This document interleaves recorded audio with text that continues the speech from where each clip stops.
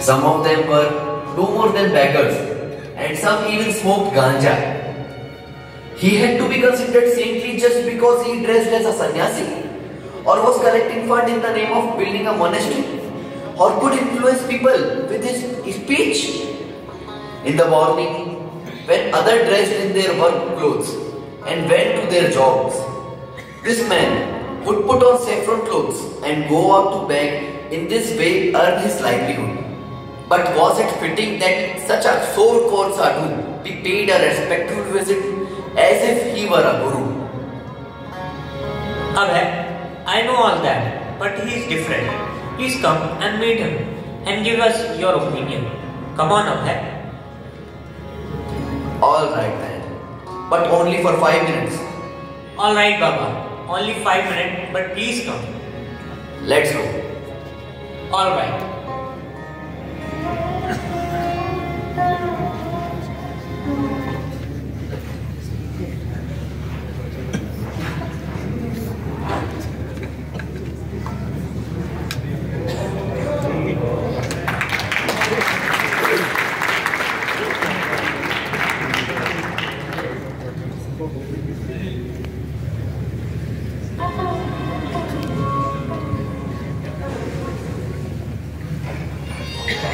Supreme benefactors such as Sri Chaitanya Mahaprabhu and his disciple never come before, are not present and will not come again. Materialistic things may seem to be beneficial, but ultimately they are harmful to mankind. But Sri Chaitanya Mahaprabhu and his disciple are giving benefits that will deliver mankind from material existence. His benefits are not confined to one country or race, but are meant for the whole world. Therefore, the propagation of Sri Chaitanya Mahaprabhu teachings is our primary responsibility.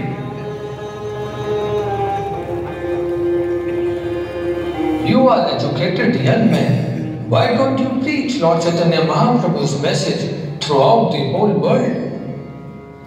Who? Me? Yes, you. Go and spread the message all over the world. This is our primary duty. Abhay could hardly believe what he had just heard. They had not even exchanged views, yet the sadhu was telling him what he should do. He could sense that Srila Bhaktisiddhanta Saraswati Thakur did not care for anything but Lord Chaitanya, and this made him great. This was why followers had gathered around him, and this is why he felt inspired towards him, and thus he wanted to hear more from him. I beg your pardon. Who will hear your Chaitanya's message? We are a dependent country. First, India must become independent. How can we spread Indian culture if we are under British rule? Krishna consciousness cannot wait for a change in Indian politics, nor it is dependent on who rule. Krishna consciousness is so important, so exclusively important, that it cannot wait. Whether one power or another rule is a temporary situation, but the eternal reality is Krishna consciousness, and the real self is the spirit soul. No man-made political system, therefore, can actually help humanity. This is the verdict of the Vedic scriptures and the line of spiritual masters. Although everyone is an eternal servant of God, when one takes himself to be the temporary body and regards the nation of his birth as worshipable, he comes under illusion.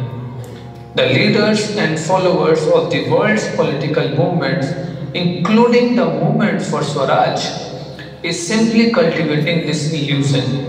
Real welfare work, whether individual, social or political, should help prepare a person for his next life and help him re-establish his eternal relationship with the Supreme. The people are now faithless and therefore they no longer believe that devotional service can remove all anomalies even on the political scene. There will not be such benefactors of the highest merit as Sri Chaitanya Mahaprabhu and his devotees have been. The offer of other benefits is only a deception. It is rather a great harm, whereas the benefit done by him and his followers is the truest and greatest eternal benefit. This benefit is not for one particular country causing mischief to another, but it benefits the whole universe. The kindness that Sri Chaitanya Mahaprabhu has shown to jivas absolves them eternally from all wants, from all inconveniences and from all the distresses. That kindness does not produce any evil, and the jivas who have it will not be the victims of the evils of the world. Because Abhay had been raised in a Vaishnava family, he could acknowledge and appreciate what Srila Bhakti Siddhanta Saraswati was saying. And he concluded that this was certainly not just another questionable sadhu. This sadhu was not concocting his own philosophy, and he was not simply proud or belligerent.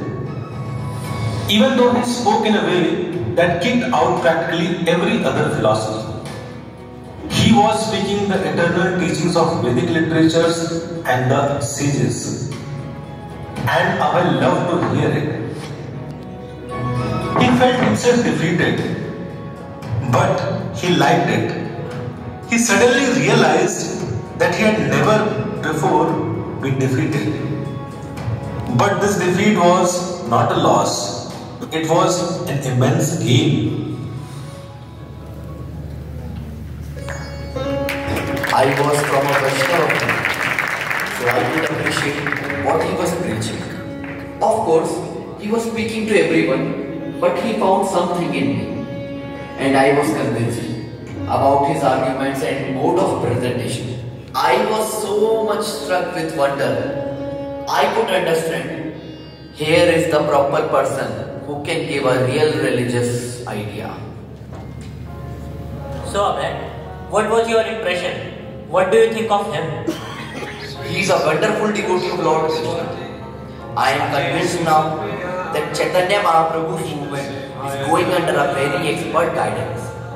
I have understood that Krishna consciousness is an urgency, and from today onwards, I accept him as my spiritual master and will dedicate my life to him.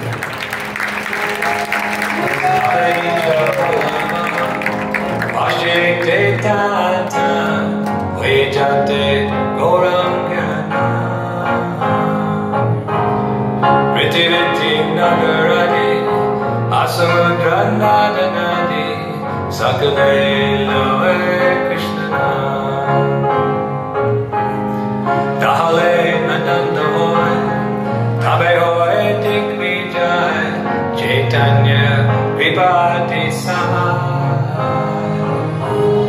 Maya duste jata dungi, jagate savai sagi, Vaishnaveri